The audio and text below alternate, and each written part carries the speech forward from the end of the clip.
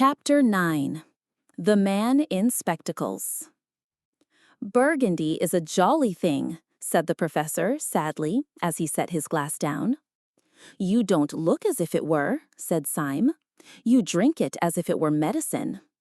"You must excuse my manner," said the professor dismally. "My position is rather a curious one. Inside I am really bursting with boyish merriment, but I acted the paralytic professor so well that now I can't leave off. So that when I am among friends, and have no need at all to disguise myself, I still can't help speaking slow and wrinkling my forehead, just as if it were my forehead. I can be quite happy, you understand, but only in a paralytic sort of way. The most buoyant exclamations leap up in my heart, but they come out of my mouth quite different. You should hear me say, 'Buck up, old cock.' It would bring tears to your eyes." "It does," said Syme, "but I cannot help thinking that apart from all that, you are really a bit worried." The professor started a little and looked at him steadily. "You are a very clever fellow," he said. "It is a pleasure to work with you. Yes, I have rather a heavy cloud in my head.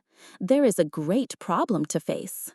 And he sank his bald brow in his two hands. Then he said in a low voice, "Can you play the piano?"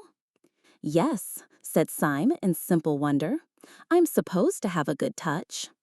Then, as the other did not speak, he added, "I trust the great cloud is lifted." After a long silence, the professor said out of the cavernous shadow of his hands, "It would have done just as well if you could work a typewriter." "Thank you," said Syme. "You flatter me." "Listen to me," said the other, "and remember whom we have to see tomorrow. You and I are going tomorrow to attempt something which is very much more dangerous than trying to steal the crown jewels out of the tower. We are trying to steal a secret from a very sharp, very strong, and very wicked man. I believe there is no man, except the president, of course, who is so seriously startling and formidable as that little grinning fellow in goggles. He has not perhaps the white-hot enthusiasm unto death, the mad martyrdom for anarchy which marks the secretary. But then that very fanaticism in the secretary has a human pathos and is almost a redeeming trait. But the little doctor has a brutal sanity that is more shocking than the secretary's disease. Don't you notice his detestable virility and vitality? He bounces like an India-rubber ball. Depend on it, Sunday was not asleep. I wonder if he ever sleeps, when he locked up all the plans of this outrage in the round black head of Dr. Bull. "And you think," said Syme, "that this unique monster will be soothed if I play the piano to him?" "Don't be an ass," said his mentor. "I mentioned the piano because it gives one quick and independent fingers. Syme, if we are to go through this interview and come out sane or alive, we must have some code of signals between us that this brute will not see. I have made a rough alphabetical cipher corresponding to the 5 fingers, like this, see?" And he rippled with his fingers on the wooden table. "B-A-D. Bad, a word we may frequently require."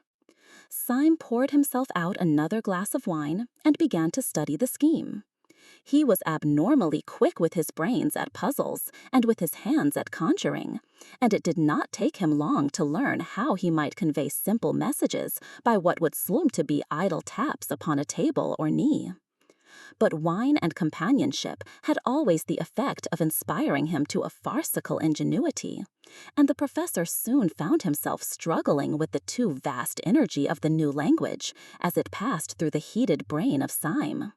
"We must have several word signs," said Syme seriously. "Words that we are likely to want, fine shades of meaning. My favorite word is coeval. What's yours?" "Do stop playing the goat," said the professor plaintively. "You don't know how serious this is." "Lush, too," said Syme, shaking his head sagaciously. "We must have lush.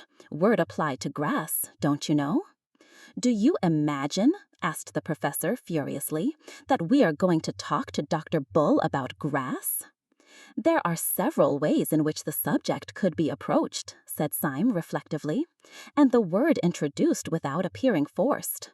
We might say, Dr. Bull, as a revolutionist, you remember that a tyrant once advised us to eat grass, and indeed many of us, looking on the fresh, lush grass of summer." "Do you understand," said the other, "that this is a tragedy?" "Perfectly," replied Syme. "Always be comic in a tragedy. What the deuce else can you do? I wish this language of yours had a wider scope. I suppose we could not extend it from the fingers to the toes. That would involve pulling off our boots and socks during the conversation, which, however unobtrusively performed." "Syme," said his friend with a stern simplicity, "go to bed."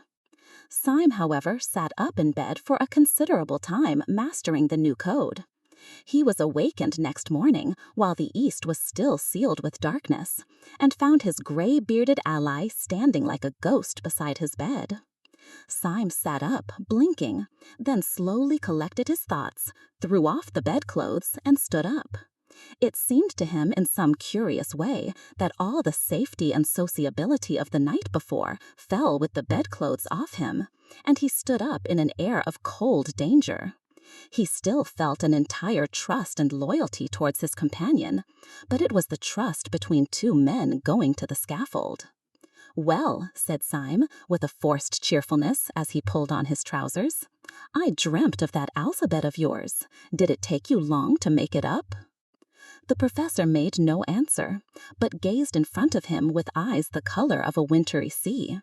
So Syme repeated his question. "I say, did it take you long to invent all this? I'm considered good at these things, and it was a good hour's grind. Did you learn it all on the spot?" The professor was silent. His eyes were wide open, and he wore a fixed but very small smile.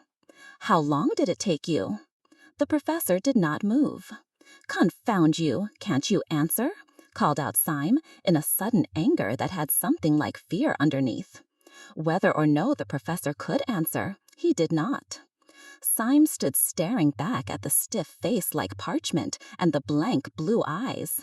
His first thought was that the professor had gone mad, but his second thought was more frightful. After all, what did he know about this queer creature whom he had heedlessly accepted as a friend? What did he know, except that the man had been at the anarchist breakfast and had told him a ridiculous tale? How improbable it was that there should be another friend there beside Gogol. Was this man's silence a sensational way of declaring war? Was this adamantine stare, after all, only the awful sneer of some threefold traitor who had turned for the last time? He stood and strained his ears in this heartless silence. He almost fancied he could hear dynamiters come to capture him, shifting softly in the corridor outside. Then his eyes strayed downwards, and he burst out laughing. Though the professor himself stood there as voiceless as a statue, his 5 dumb fingers were dancing alive upon the dead table. Syme watched the twinkling movements of the talking hand, and read clearly the message. "I will only talk like this. We must get used to it." He rapped out the answer with the impatience of relief. "All right, let's get out to breakfast." They took their hats and sticks in silence, but as Syme took his sword sticks, he held it hard. They paused for a few minutes only to stuff down coffee and coarse, thick sandwiches at a coffee stall, and then made their way across the river, which, under the gray and growing light, looked as desolate as Acheron. They reached the bottom of the huge block of buildings which they had seen from across the river, and began in silence to mount the naked and numberless stone steps, only pausing now and then to make short remarks on the rail of the banisters. At about every other flight they passed a window. Each window showed them a pale and tragic dawn lifting itself laboriously over London. From each, the innumerable roofs of slate looked like the leaden surges of a gray, troubled sea after rain. Syme was increasingly conscious that his new adventure had somehow a quality of cold sanity worse than the wild adventures of the past. Last night, for instance, the tall tenements had seemed to him like a tower in a dream. As he now went up the weary and perpetual steps, he was daunted and bewildered by their almost infinite series. But it was not the hot horror of a dream or of anything that might be exaggeration or delusion. Their infinity was more like the empty infinity of arithmetic, something unthinkable yet necessary to thought. Or it was like the stunning statements of astronomy about the distance of the fixed stars. He was ascending the house of reason, a thing more hideous than unreason itself. By the time they reached Dr. Bull's landing, a last window showed them a harsh white dawn, edged with banks of a kind of coarse red, more like red clay than red cloud. And when they entered Dr. Bull's bare garret, it was full of light. Syme had been haunted by a half-historic memory in connection with these empty rooms and that austere daybreak. The moment he saw the garret and Dr. Bull sitting writing at a table, he